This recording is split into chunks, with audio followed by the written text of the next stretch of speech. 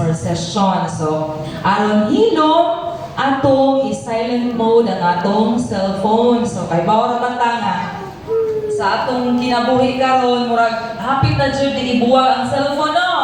Labi na sa mga daghan bitaw og angay pagkontakon.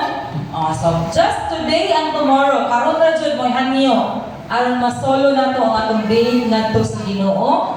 I-turn off ang cellphone or i-silent mode kung dili jud likayan kay naay mga ipagpaabot nga mga mensahe aron lang dili maka-disturb atong i-silent mode. So mo na una nya ang ikaduha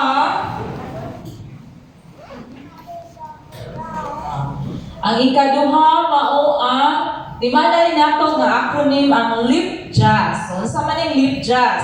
Una, listen to the one who is sharing. So kada sesyon na ay facilitator niya from time to time kamo nga mga participants mo share.